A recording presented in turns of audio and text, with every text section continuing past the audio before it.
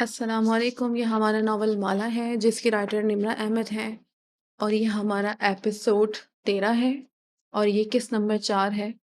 मैंने last episode में गलती से चैप्टर 3 बोल दिया था, लेकिन वैसे ही किस नंबर 4 चल रही है। चलें हम वहीं से स्टार्ट करते हैं जहाँ से स्टॉप किया था। मोहित ने नजरें इसकी तरफ मोड़ी। जीरो।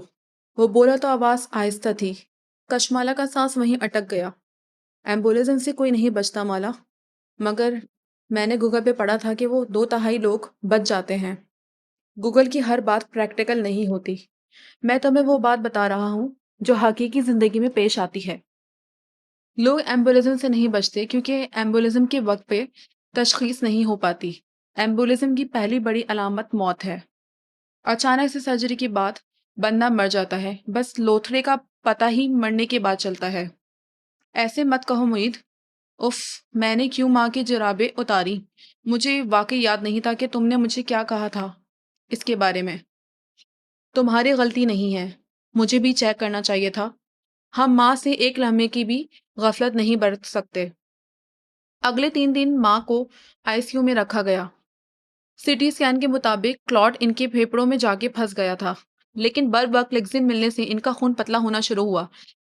सिटी हर रोज नहीं किया जा सकता, दरमियान में गैप देना जरूरी था। इसीलिए चौथे रोज जब सीटी किया गया तो क्लॉट छोटा होता दिखाई दिया। इसका मतलब था कि वो अब बेहतर थी। सर्जन का कहना था कि अगर मोहित बर वक्त माँ को क्लीगिजिन का इंजेक्शन ना लगाता तो ये क्लॉट फेफड़ों में फंस के इनका सांस रोक सकता था। जिनके बेटे डॉक्टर नहीं होते होंगे वो क्या करते होंगे मोहित। वो दोनों माँ के बिस्तर के साथ बैठे थे और वो पूछ रही थी, हमारे पास सब कुछ है, तुम खुद माँ को मैनेज कर रहे हो क्योंकि तुम सर्जन हो, लेकिन जिनके घर में कोई डॉक्टर नहीं होता होगा वो कितना ख्वार होते होंगे हमारे इस हेल्थ सिस्टम में। तुमने अभी सरकारी अस्पताल नहीं देखे माला। ख्वारी जहाँ ख़त्म होती है वहाँ से हमारे अस्पताल शुरू होते हैं। एक वाहिद अस्पताल जहाँ सिस्टम बेहतरीन है और मरीज अकेला भी है तो इसके इलाज को प्रोटोकॉल पूरा होता है। वो CMH है, लेकिन उन्होंने भी आम आवाम के लिए दरवाजे बंद कर रखे हैं।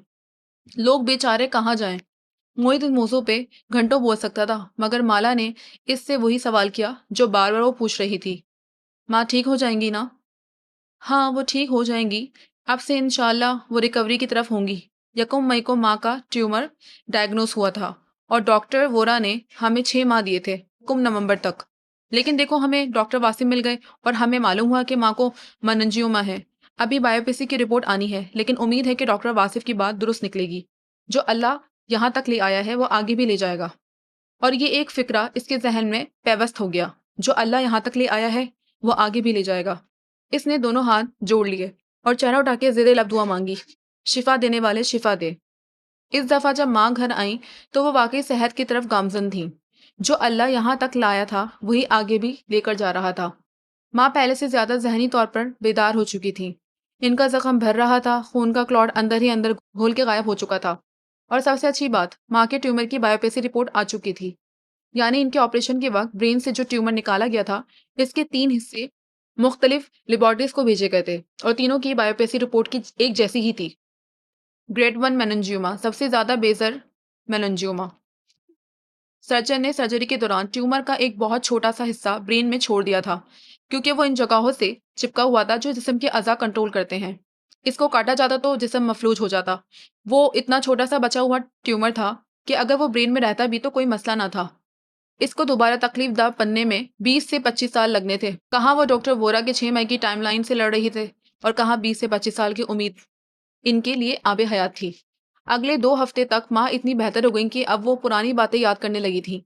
रमजान कब शुरू हुआ, माला कब लाहौर वापस आई, इन्हें कुछ भी याद न था। ईद इनकी बीमारी में आई और गुजर गई। माला को एहसास हुआ कि इन्हें ये भी याद नहीं था कि जियाद ने इनसे रिश्ता मांगा था। वो भी खामोश रही, ये वक्त इन बातों का नहीं था। वो अप्रैल में लाहौर वापस आई थी, लेकिन माँ के जहन में नई याददाश्तें नहीं बन रही थीं। इन्हें बहुत कुछ याद ना था।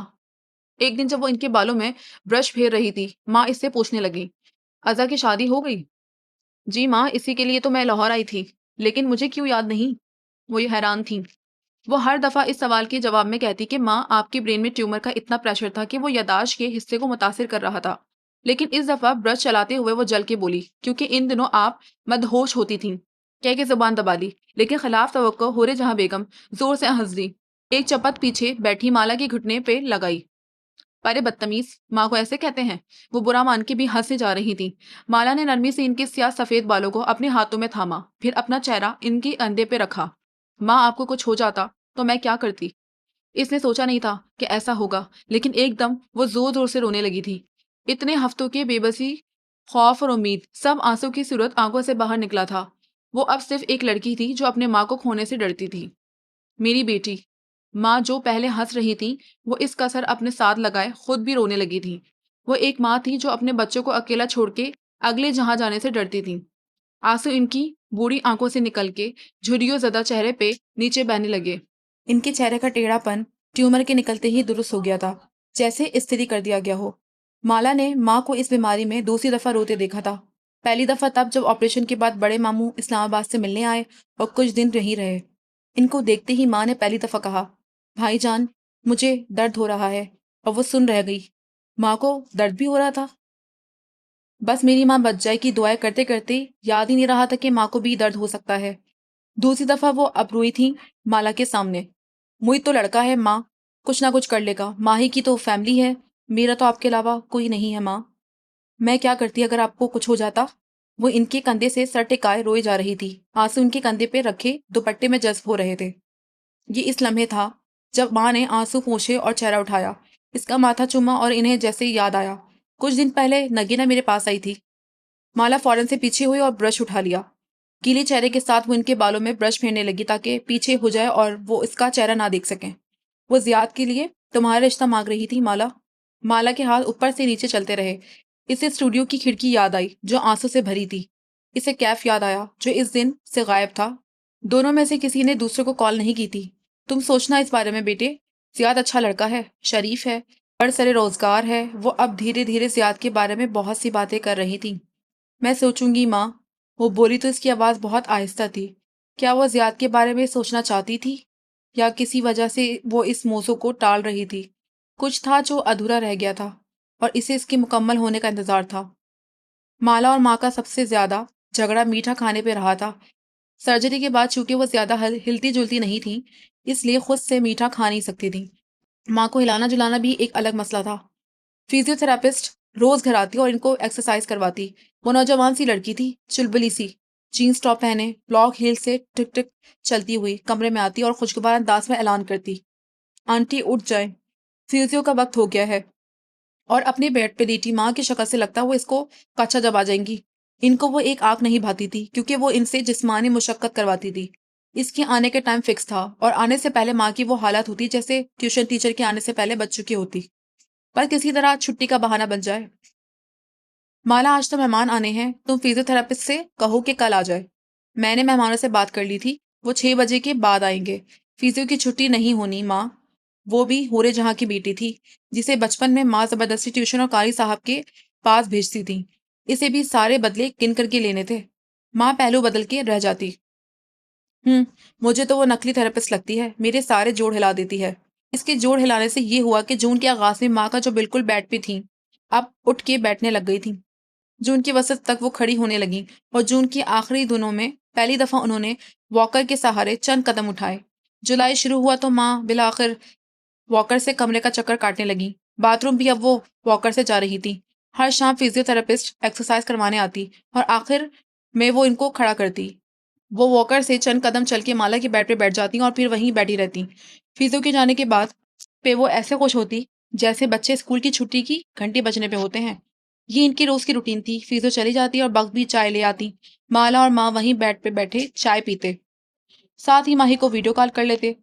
माही की इस वक्त फजर भी नहीं होती, लेकिन वो माँ के लिए उठ जाया करती थी।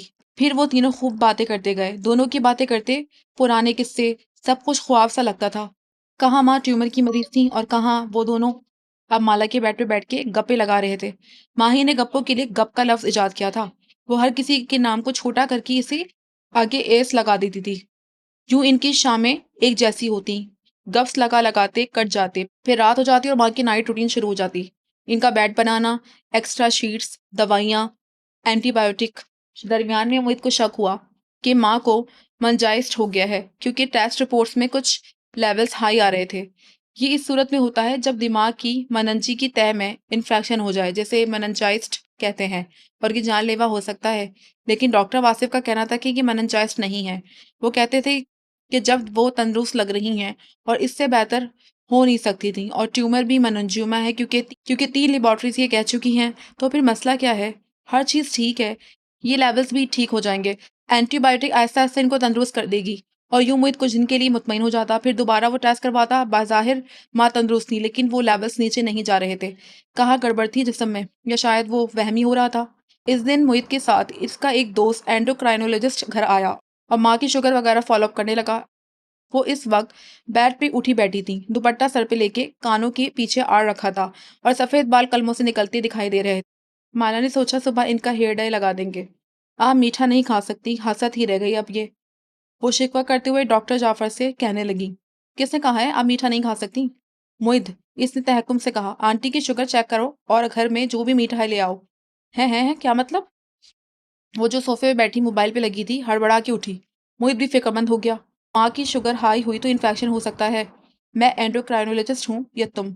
डॉक्टर जाफर बिगड़ के बोला, मैं शुगर हाई नहीं होने दूंगा। अगर हम इनको मीठा खिला के साथ ही इसने इंसुलिन की एक किस्म का नाम लिया लगा दिया तो शुगर हाई नहीं होगी।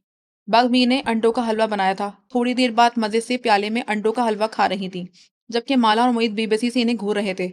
इस दिन से डॉक्टर जाफर माँ का फेवरेट बन गया था। वो दोपहर के खाने के बाद प्याला भर के इन्हें मीठा खाने देता और साथ ही माला इनको इंसुलिन की वो किस्म लगा देती जो इसने कही थी। वो खाने से पहले की शुगर भी नोट करके बताती और साथ ये भी कि वो क्या और कितना खा रही हैं। इंसुलिन फौरन जिस्म में जाके शुगर लेवल कम कर दी थी। ये एक खतरनाक चीज थी, लेकिन चूंकि एंडोक्राइनोलॉजिस्ट खुद इसको मॉनिटर कर रहा था, इसलिए माँ का शुगर लेवल ठीक रहा और वो एकदम खुश रहने लगी। वो हर रोज मीठा बनवाती। जाफर का कहना था कि मरीज खुश नहीं होगा तो सेहतमंद नहीं होगा। जून के महीने में उन्होंने बहुत मीठा खाया। जाफर ने जुलाई में भी इन्हें मीठा खाने दिया। इसका कहना था कि अगस्त में जब जख्म मुकम्मल भर जाएगा और वो चलने फिरने लगेंगी तब हम इसको रोक देंगे। अलबत्ता माँ को सख्ती से मना था कि वो जाफर के बगैर इजाजत के मीठा नहीं खा सकती। आहिस्ता आहिस्ता वो मीठे में एक दिन का गैप देने लगा। माँ को ये बात पसंद नहीं आई, लेकिन मजबूरी थी। वो भी गैप वाला दिन था। लेकिन माला ने सुबह देखा कि बग भी शाही टुकड़े बना रही हैं। इसके कान खड़े हो गए। माँ से जाके पूछा तो उन्होंने सर झुका के मासूमियत से कहा, मुईद ने कहा था। इसने मुझको कॉल की, वो अस्पताल था। कौन से शाही टुकड़े? मैंने तो नहीं कहा। माला को अब सारी बात समझ में आ गई। इसे माँ की मासूमियत पे हंसी भी आई, लेकिन खैर दोपहर में वो चुपचाप शाही टुकड़े का प्याला लिए माँ के पास गई और इन्हें थमा दिया। बस एक प्याला खाना है आपने। माँ ने चुपचाप सर झुका लिया, कुछ नहीं कहा। दोबारा नहीं मांगा। माला को लगा माँ को मिलाकर अपनी शुगर का एहसास होने लगा है। रात को इसने बगपी और मुहित के साथ किचन में मीटिंग की। अब मुझसे पूछे बगैर घर में मीठा नहीं बनेगा। मोहित ने सर हिलाया। हाँ, और माला, अब माँ को आज की हरकत पे कुछ नहीं कहना। मैंने इन्हें एक प्याला दे दिया था, वो मजीद नहीं मांगेंगी। माला का मुंह खुल गया। मोहित, मैं इन्हें एक प्याला दे चुकी थी, उन्होंने तुमसे अलग से मांगा? मोहित ने बेअख्तियार माथे को छुआ। इसने कैसे माँ की मासूमियत पे भरोसा कर लिया? फिर दोनों ने एकदम बख्त को देखा। वो भी मुंह खोले इन्हें देख रही थी। एक प्याला तो बाजी को मैंने भी दिया है। बख्त भी, वो दोनों चिल्लाए। और माँ कमरे में बैठी हम टीवी का एक ड्रामा लगाए मजे से शाही टुकड़े खा रही थी। बस साबित हुआ कि वो इनकी भी माँ थी। अंदरूनी शहर की गंदगी मैली गलियों में से एक के अंदर बने इस घर में आज भी बहुत फ्रेश था। अलबत्ता वीआईपी के लिए मख्तस कालीन वाले कमरे में सोफे पे बैठी कबीरा बेगम तनहा थी। टांग पे टांग जमाए वो मस्तरब सी अपनी हीरे की अंगूठी मोड़ रही थी। वाइट कट बाल हमेशा की तरह सेट थे, कानों में मोतियों की टॉप्स और आंखों में बरहमी थी।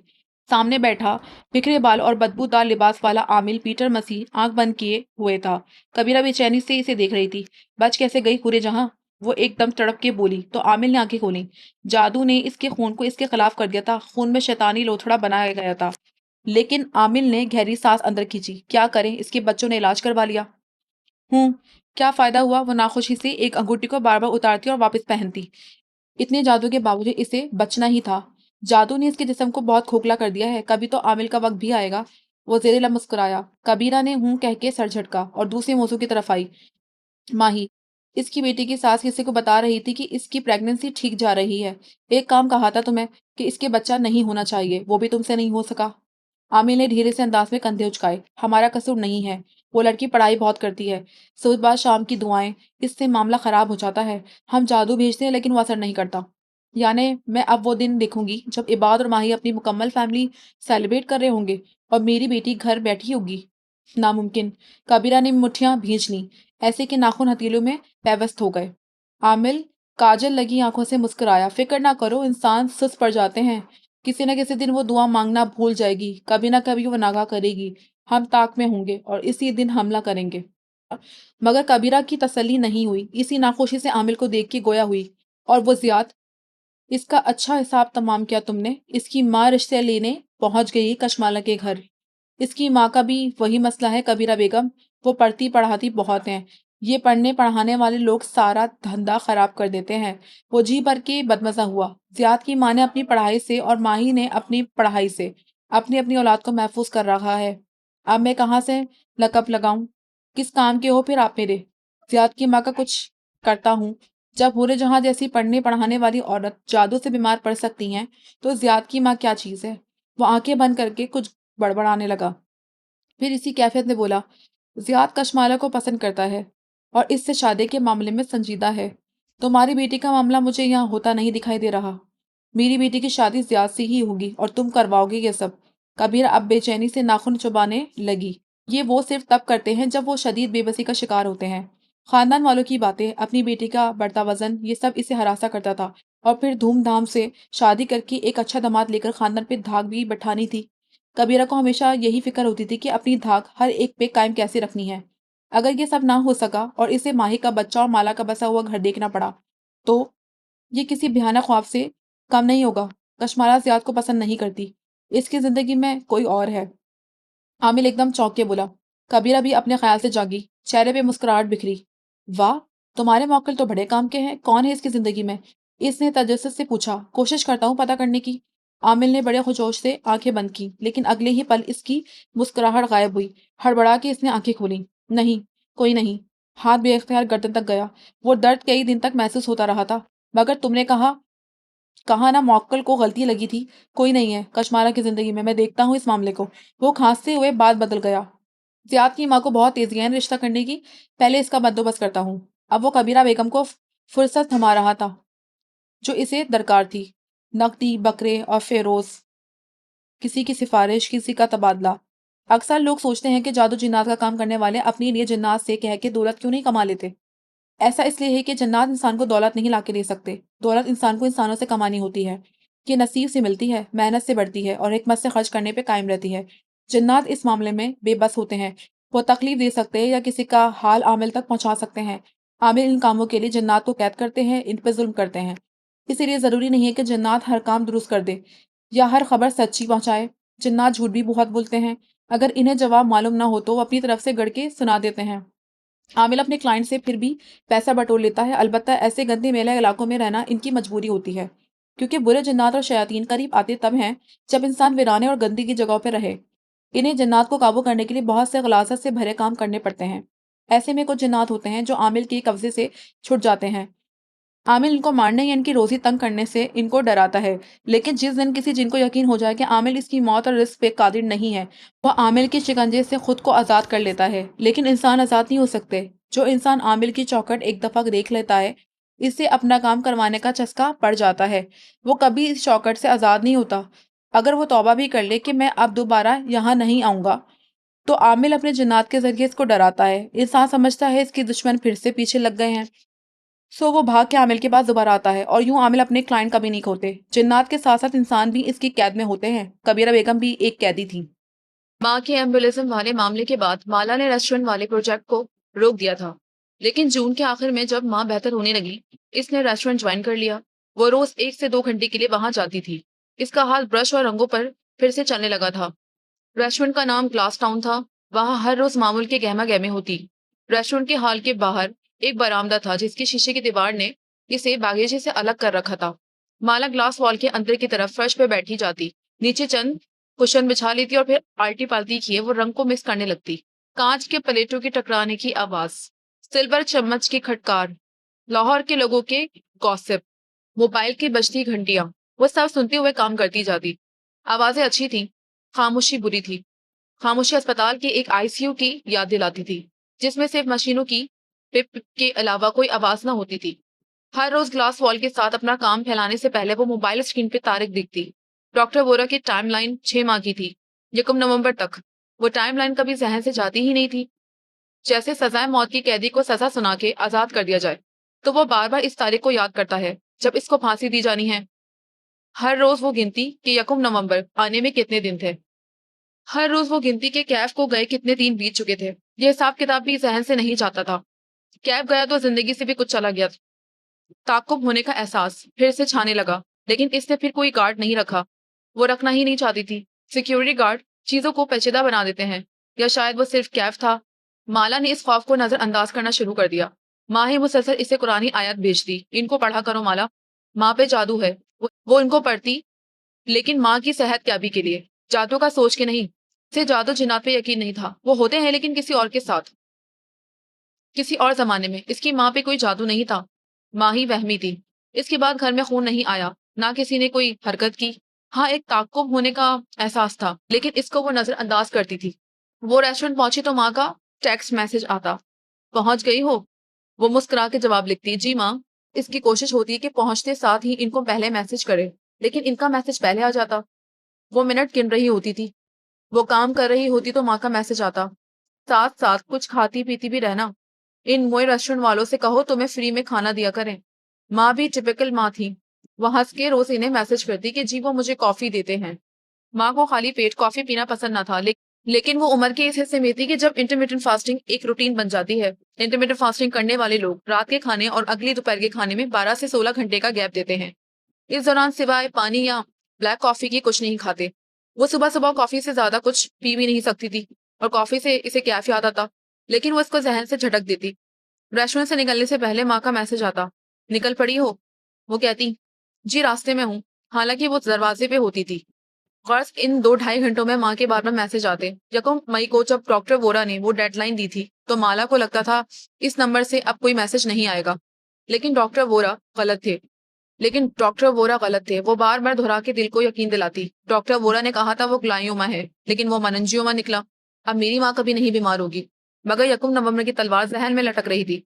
बस ये यकम नवंबर गुजर जाए, फिर जिंदगी में सुकून आ जाएगा। जून के अख्ताम तक इसकी जियाद से चंद एक बार टैक्स पे बात हुई। वो माँ की खैरियत पूछने के लिए मैसेजेस करता था। साथ ही वो अपने मसले भी बयान करता, जैसे इसके ऑफिस में आग लगने से इसका स्टोर रूम जल गया और जिम्मेदारी ज्यादा पे आ गई। हालांकि वो छुट्टी पे था। वो इस बात से काफी परेशान था। फिर इसके हालात बेहतर होने लगे तो वो कम परेशान होने लगा। अलबत्ता रिश्ते वाले मामले पे दोनों ने कोई बात नहीं की। ये 11 जुलाई की बात है। आज सुबह तारीख देखते वक्त इसे कैफ का कंपटीशन याद आया। क्या वो इसे जीत जाने के बाद माला को बताएगा? इसे यकीन सा था कि वो जीत जाएगा, वो कामयाब हो जाएगा। पता नहीं क्यों इसने फोन रख के पेंट ब्रश उठाया ही था कि जियाद की कॉल आने लगी। बिना बताए इसने कॉल कैसे कर ली? माला काम के दौरान किसी का फोन नहीं उठाती थी, लेकिन वो जियाद था। इसने हैंड्स फ्री कानों में लगाई। आपने कैसे कॉल की? खैरियत? वो ब्रश को पेंट में डिप कर रही थी। रफ करता ट्राउजर पहने, बाल पोनी में बांधे, इसने माथे पे सिल्क का सब रुमाल बांध के पीछे गिरा लगाई हुई थी। क्या ये आपका वर्क टाइम है तो सही, लेकिन मेरे लिए आप वक्त निकाल लेंगी। वो पुरएतमाद था, हमेशा की तरह। माला ने एक नजर अपने बिखरे पेंट्स और ब्रशेस को देखा। क्या इसे ज्यादा से कहना चाहिए कि वो अभी मसरूफ है? वो किसी और वक्त कॉल कर ले, या शायद वो ठीक कह रहा था। वो इसके लिए वक्त निकाल सकती थी। वो इसको नाराज नहीं करना चाहती थी। अगर इसने दोबारा कॉल ना की, इसे खुद पे हैरत हुई। वो तवज्जो के लिए इतनी जरूरतमंद कब से होने लगी? शायद इसीलिए कि वो इमोशनल ट्रॉमा में थी। क्या ट्रॉमा अभी चल रहा था या गुजर गया? वो फैसला नहीं कर सकी। बताएं। वो इसको अपनी जॉब के बारे में बताने लगा, कैसे वहां मसाइल चल रहे थे और कैसे इसने बामुश्किल खुद को इनसे निकाला है। वो इससे इसकी राइटिंग का पूछने लगी। वो इस बारे में कुछ देर बोले गया। वो जानती थी वो तमहीद बांध रहा है। इसके हाथ ब्रश से पेंट मिक्स कर रहे थे, लेकिन वो इन्हें शीशे पे नहीं उतार रही थी। इसे जियाद की तमहीद खत्म होने का इंतजार था। आप जानती होंगी कि मेरी अम्मी ने कुछ दिन पहले आपकी वालदा से बात की थी हमारे बारे में। मुश्किल गुफ्तगू शुरू हो चुकी थी। इसने ब्रश रख दिया और सब रुमाल से ढका सर झुका दिया। जी मुझे मालूम है। क्या आपने इस बारे में सोचा? देखिए जियाद, जवाब इसके पास तैयार था। मेरी माँ बीमार है, इनकी रिकवरी में चंद माह लगेंगे। फिर हम इनका घुटने का ऑपरेशन करवाएंगे। इनके वजन की वजह से दोनों घुटने का ऑपरेशन एक साथ नहीं हो सकता। दरमियान में 6 माह का गैप देना होगा। अगर हम दिसंबर में एक घुटने की सर्जरी करवाते हैं तो दूसरी की सर्जरी अगले जून में होगी। फिर इसकी रिकवरी में भी 4-5 माह लगेंगे। यानी अगले 1.5 साल तक मैं माँ के अलावा किसी और बारे में नहीं सोच सकती। दूसरी तरफ खामोशी छा गई। दरअसल जब अम्मी ने ये बात सोची थी, तब आंटी सेहत से थी। हमें खुद भी अंदाजा नहीं था कि वो इतनी बीमार पड़ जाएंगी। वो धीमी आवाज में कह रहा था, आपकी बात दुरुस्त है। आपको जितना वक्त चाहिए आप ले लें, आराम से इस बारे में सोचें, लेकिन वक्त की वजह से इनकार मत कीजिएगा। आपको लगता है मैं और आप एक साथ रह सकते हैं? वो पहली दफ़ा हल्का-सा मुस्कुराई। मेरे साथ कोई भी रह सकता है। कशमाला, आप अपनी बात करें। इसका एतमाद और मुस्कुराहट वो फ़ोन के दूसरी तरफ से भी महसूस कर सकती थी। मेरे साथ हर कोई नहीं रह सकता। आपके बारे में मैं सोचूँगी लेकिन मैं कोई वादा नहीं कर सकती। एक बात पूछूँ?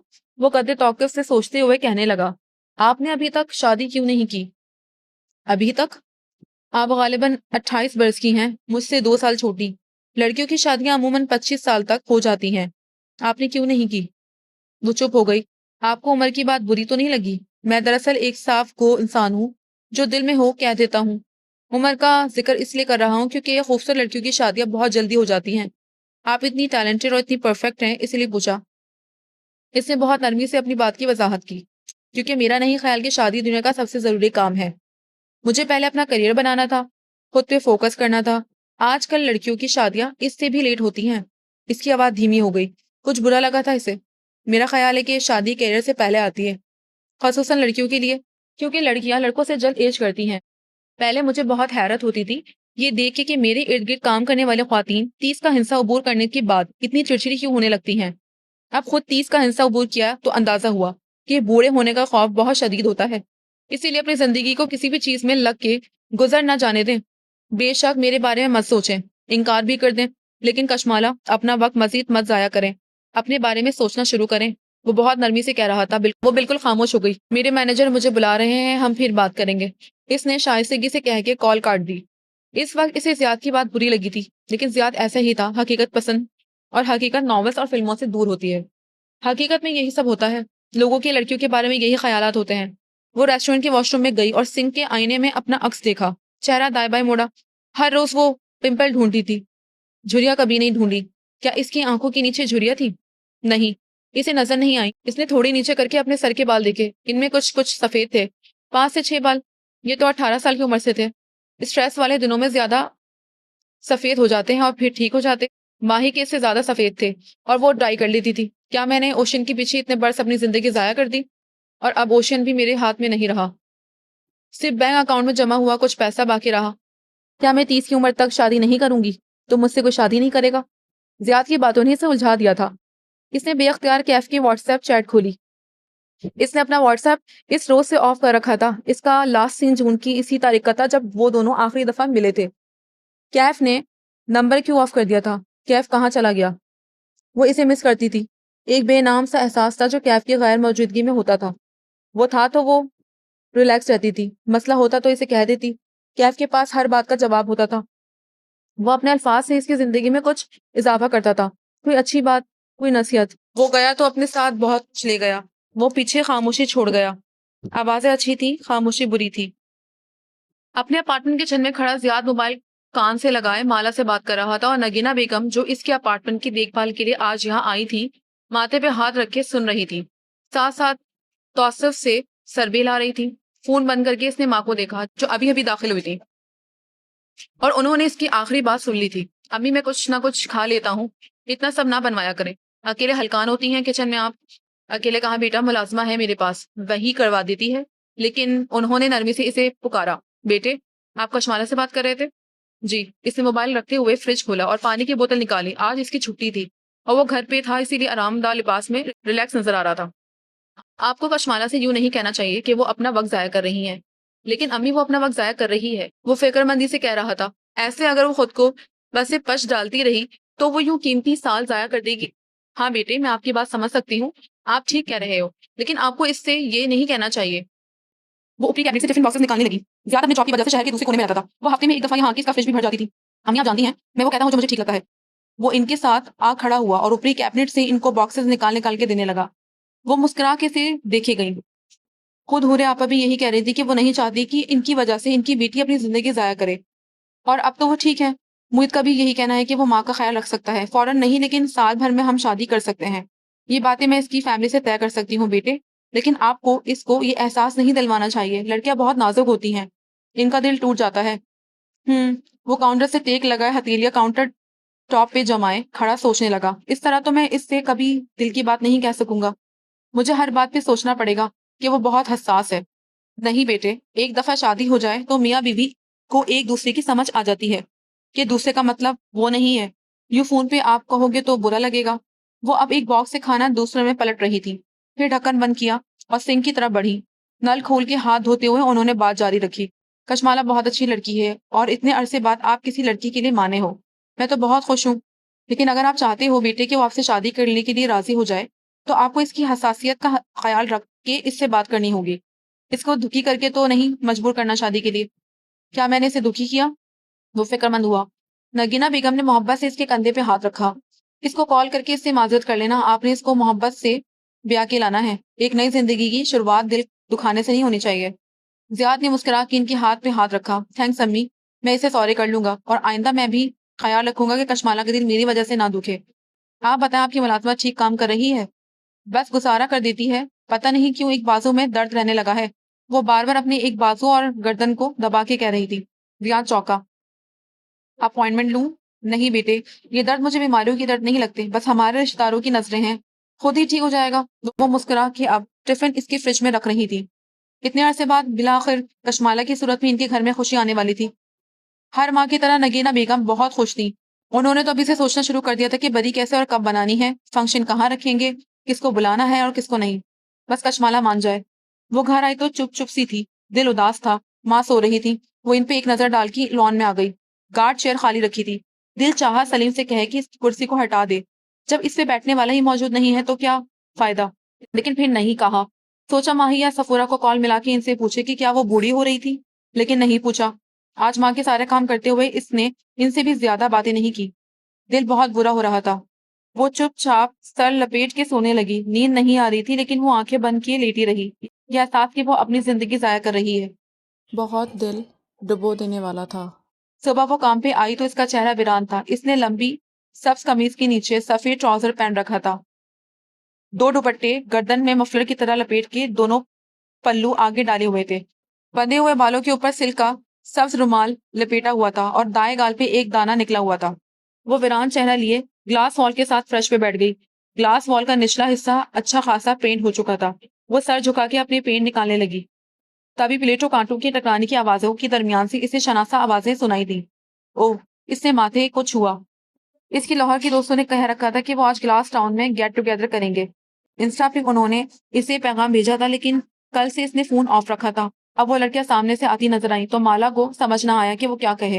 वो तो तैयार भी ना हुई थी। सच शुक्र वो ग्लास वॉल के बाहर बागीचे में बैठ गई थी। वो अंदर थी और वो फर्श पे थी। शीशा धुंधलाया हुआ था। वो इसे नहीं देख सकती थी। ना इनको मालूम था कि वो वहाँ पेंट करती है। इसने सिर्फ काम का बताया था।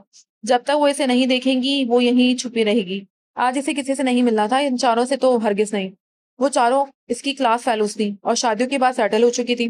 तुमने इंस्टा पे शिरीन की स्टोरी देखी? इनकी गुफ्तगू शुरू हो चुकी थी। इसने अपने बर्थडे पे बंटू काज़मी का जोड़ा पहना हुआ था। नया-नया पैसा आया हुआ है। हाँ, शिरीन अपने ऑनलाइन बिज़नेस से कमा रही है। अब वो डीना और बंटू पहनती है या रोहीना, नया पैसा ही है। वो बारिश के कतरे बनाते हुए शदें उकता रही थी। लाहौर के सोशलाइज़ की गुफ्तगू इन्हीं बातों के गिर्द घूमती थी। किसी के पास नया पैसा आ रहा है तो क्यों आ रहा है? कौन सस्ते ब्रांड्स पहनता है? कौन इन्वेस्टमेंट पेस में इन्वेस्ट कर रहा है? बच्चों की स्कूलिंग, फिलिपीनीज़ मुलाज़माएँ, फिर बातें गॉसिप की तरफ चली गईं। एक लड़की बता रही थी कि इंस्टा पे इनकी सोशल सर्कल की किस-किस ख़्वातीन ने नकली ब्रांड्स पहन के तस्वीरें खिंचवा रखी थीं। सेंटोरिनी पहुँच गई अलीज़ा, लेकिन नकली पैंट्स पहनना नहीं छोड़ा इसने।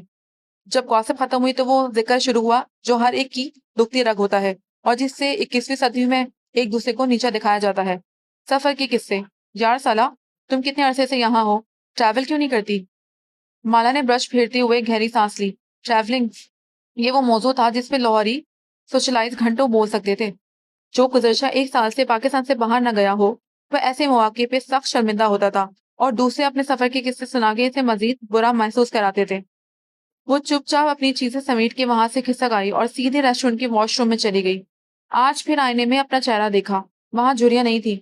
सर में 5-6 सफ़ेद बाल अलबत्ता वैसे ही थे। अगर वो भी अब तक शादी कर चुकी होती, तो इसकी परेशानियाँ यही होती।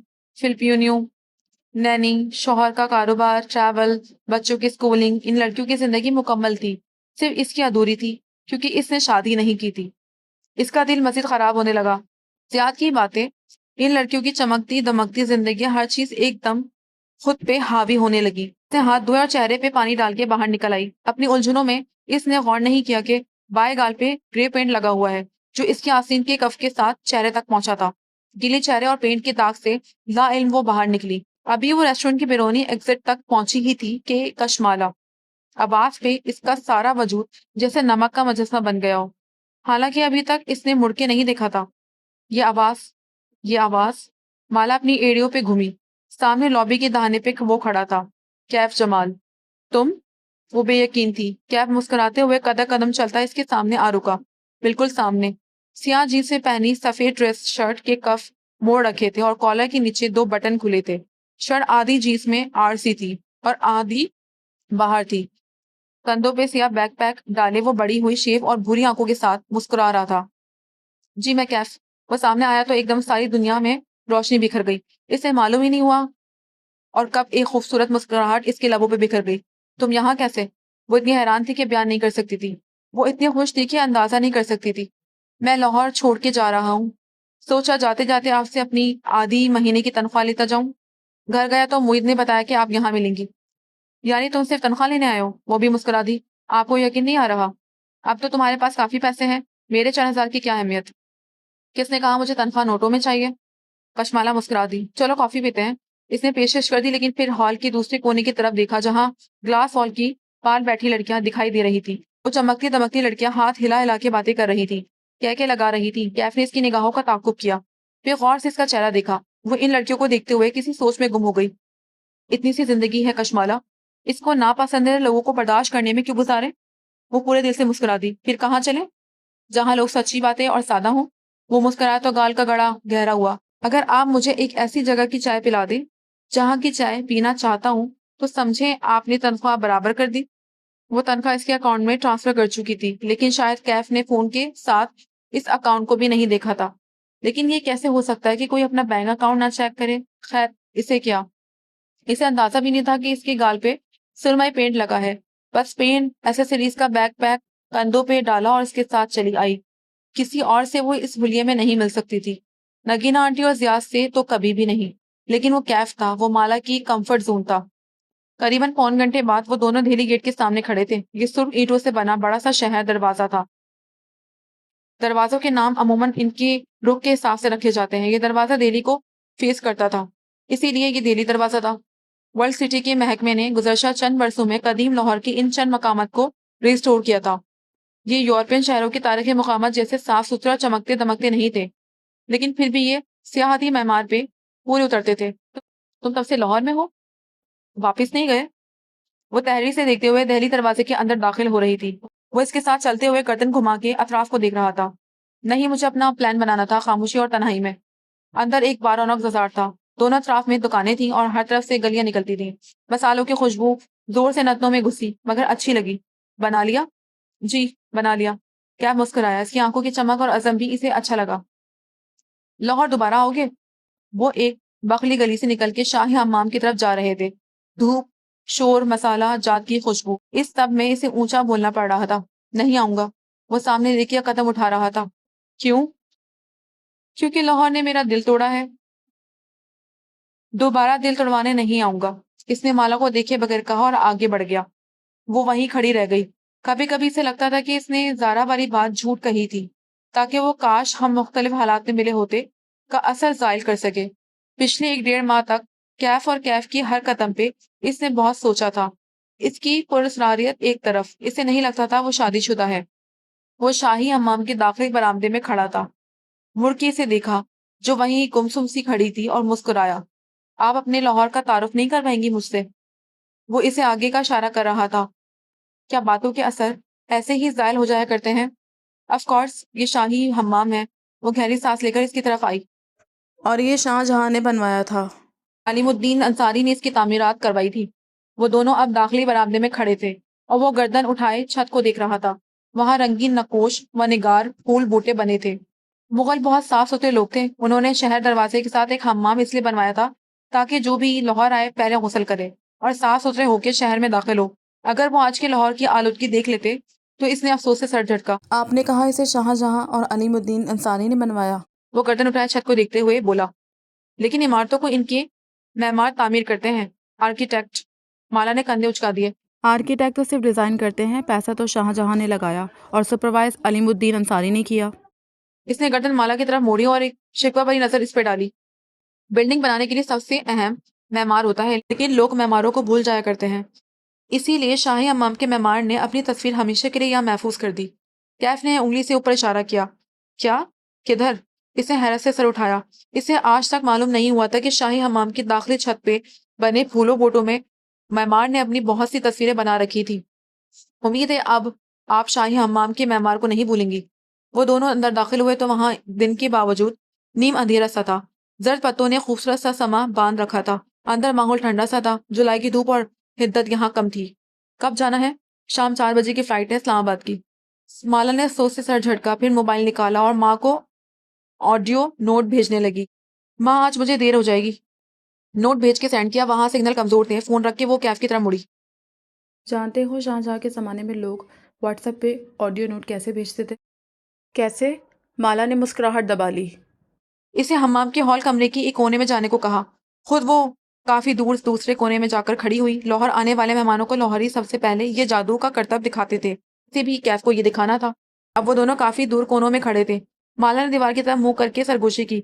हल्की सी सरगोशी। फ्लाइट पे पैसे क्यों जाया किए? बस से चले जाते। सरगोशी ने दीवारों पर सफर किया और वो कई फिट दूर कैफ के कान के करीब आके गूंजी। वो चौंक गया। फिर मुड़ के सताइश से इसे देखा, जो अपने कोने में इतनी खुश खड़ी थी जैसे ये जादुई दीवारें इसने बनाई हो। वो वापस मुड़ा और हमाम की दीवार के कोने में सरगोशी की। मजबूर आदमी हूँ, मजाक ना बनाए। कशमाला बेइख्तियार हंस दी। इसकी हंसी भी सरगोशी की सूरत कैफ को सुनाई दी। दिल पे पड़ा बोझ बढ़ गया। इसीलिए कहते हैं कि दीवारों के कान होते हैं। शाही हमाम की दीवारों के कान होते थे। वो वापस हॉल की वसत में आई और गर्दन ऊंची की। ऊपर से छत में बड़ा सा सुराख था। वहां से सूरज की रोशनी माला के पेंट लगे चेहरे पे पड़ रही थी। फिर यहाँ खड़े होकर अगर गुसल करने वाले तौलिया मांगते तो आवाज सीधी हमाम की रिसेप्शन तक जाती। ये इनका इंटरकॉम था। जैसे कि मैंने कहा, ये मेमार का कमाल था कि इसने ऐसी दीवारें बनाई जो आवाजों को सफर करने देती थी। वो कहते हुए इसके सामने आ खड़ा हुआ। अब वो दोनों छत के रोशन सुराख के ऐन नीचे खड़े थे। जब मैं रेस्टोरेंट आया तो आप परेशान लग रही थी। सब ठीक है? माला की मुस्कुराहट मद्दम हो गई। कैफ के साथ वो सब भूल गई थी। एकदम से तल्ख हकीकत फिर से याद आने लगी। चलो तुम्हें सर्जन के सिंह स्ट्रीट दिखाती हूँ। वहां चाय पीते हैं। वो टाल गई। इसे यहाँ से निकलना था। इसे डर था ये दीवारें कान रखने के साथ साथ याददाश्त भी रखती थी। ऐसा ना हो कि वो कुछ बोल बैठे और अल्फाज अमर हो जाए। गली सर्जन संघ अंदरूनी लाहौर की इन कदीम गलियों में से एक थे, जिसे वर्ल्ड सिटी प्रोजेक्ट के तहत साफ करके रिस्टोर किया गया था। रेस्टोरेशन का मतलब था पेंट करना और चंद गमले और बत्तियां लटका देना। इस हिस्से को रिस्टोर करने में वर्ल्ड सिटी ने 12 साल लगाए थे, मगर ये गली इंस्टाग्राम जनरेशन के लिए बहुत पुरकशिश थी। जो चंद फिल्टर्स लगा के इसमें तस्वीर खिंचवाते तो लगता कि इटली में खड़े हों। वो गली के दहाने पे थे जब कैफ ने पुकारा, आपको क्या बात परेशान कर रही है? माला के कदम वहीं पत्थर हो गए, गली की घड़ों की भूरी ईंटों की तरह। परेशान नहीं हूं, सोच रही हूँ। वो कदम कदम चलता इसके ऐन सामने आ खड़ा हुआ। वो भूरी आंखें धूप से छोटी किए हुए था। किसी ने कुछ कहा है ना? सब्ज रुमाल वाली लड़की इसका चेहरा देखे गई। आंखें गुलाबी पड़ने लगी। आज भी इसके सामने खड़ा था। धूप का रास्ता रोके, लेकिन धूप तो इसकी पुष्प पे भी थी। धूप तो हर जगह होती है। वो कहाँ तक इसकी ढाल बन सकता था? हकीकत हकीकत थी। मुझे लगता है मैंने इतने बरस अपनी जिंदगी की जाया कर दिए और अब मुझे समझौते करने पड़ेंगे। कैफ ने इसे मजीद गौर से देखा। काम के मामले में? शादी के मामले में? इस पल गली सर्जन सिंह के दहाने पे खड़ी लड़की को भूल गया कि वो इसका ड्राइवर था। इस वक्त वो सिर्फ धूप से रोकने वाली एक दीवार था जो सरगोशे सुन सकता था। किसी ने आपको आपकी उम्र का एहसास दिलाया है। यह हकीकत है। हकीकत होती तो आपको खुद एहसास होता। मुझे लगता है एहसास दिलाया गया है। माला ने गहरी सांस ली। इसे आज कैफ पे एतबार करना था। इससे बात करके वो पछताएगी नहीं। जियाद, इसने मुझे प्रपोज किया है। इसकी आवाज गली सर्जन सिंह में सरगोशी बन के गूंजी। और जब मैंने वक्त मांगा तो इसने मुझे एहसास दिलाया कि मैं पहले ही बहुत वक्त जाया कर चुकी हूँ। फिर इसने जल्दी से वजाहत दी। सियाद का कोई गलत मतलब नहीं था। इसने बहुत शाइस्तगी से एक नॉर्मल बात कही। बस मुझे लगा कि आप मुझे भरोसा करती हैं। एकदम से हवा चलने लगी। गर्म धूप में ठंडी हवा। हाँ, इसका सर खुद ब खुद हिला। इसे कैफ पे किए गए तमाम शकूक भूल गए। कैफ ने मजीद कुछ नहीं कहा। वो आगे बढ़ गया। वो इसके पीछे चलती आई। गली सर्जन सिंह की वसत में एक बैठक बनी थी। इसका नाम उस्मान की बैठक था। वो दरअसल एक रेस्टोरेंट था जो कदीम तर्ज पे बनाया गया था। वो दोनों चंद स्टेप चढ़ के अंदर आए तो दीवान खाना नजर आया। वो मुख्तलिफ रंगों से सजा था। ईंटों वाली दीवार पे रंग बिरंगे चंगीर आवेजा थे। छत से झुलते फानूस कांच के रंगीन बोतलों से मजीन थे। वो दोनों वहीं आमने-सामने मोड़ों पे बैठ गए। लाहौर आए हो लेकिन तुमने खलीफे के खताई टीके की मिठाई नहीं खाई होगी। मुझे अनहाइजीनिक चीज़ें खाने का शौक नहीं है, सिर्फ़ चाय पीनी है। माला हँसी, तुम इतने नखरीले क्यों हो? आज खा के देखो, ये साफ-सुथरी होती हैं, नहीं होते तुम बीमार। इससे वहाँ मौजूद छोटे लड़के को 2 का इशारा किया, वो समझ के बाहर चला गया। वह खताइयाँ और कड़क चाय इकट्ठी सर्व की जाती हैं। अब मेरी बात सुनें। वो संजीदा से गोया हुआ और वो गौर से सुनने लगी। रंगीन बोतों से बने फानूस की मध्यम रोशनी कैफ के चेहरे पे पड़ रही थी। ठीक है, मैं अपने ट्रैक रिकॉर्ड से एक नाकाम इंसान लगता हूँ, लेकिन मैं इंसानों को जानता हूँ।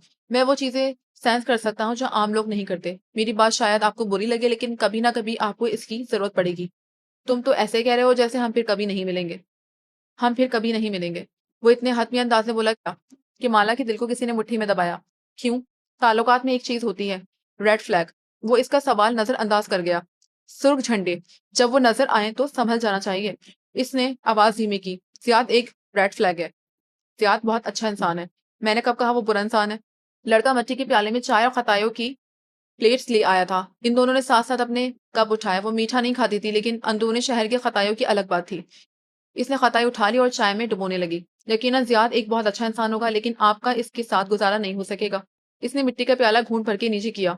चेहरे पे झंझलाहट थी। तुम मुझे ज़ियाद के खिलाफ क्यों कर रहे हो? कैफ ने गहरी सांस ली। क्योंकि मुझे मालूम है वो आपको हर्ट करेगा और मैं नहीं चाहता कि कोई भी आपको हर्ट करे, खुद मैं भी नहीं। वो वहीं बैठी रह गई। उस्मान की बैठक में अब सिर्फ खामोशी थी या खतायों की खुशबू।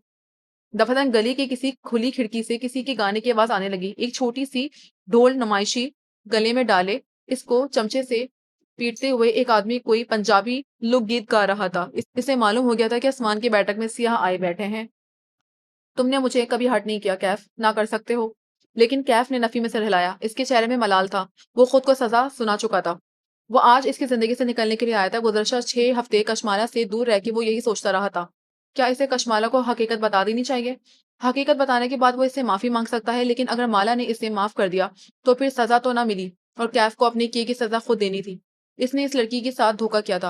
इसकी सजा यही थी कि कशमाला इसको कभी माफ ना करे और वो इस गुनाह का बोझ सारी उम्र उठाता रहे। वो इस लड़की के काबिल नहीं था। वो इसे हकीकत बता के मजीद हर्ट नहीं करना चाहता था।